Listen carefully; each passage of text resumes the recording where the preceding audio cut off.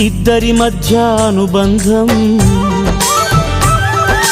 చీకటి బంధం కాదని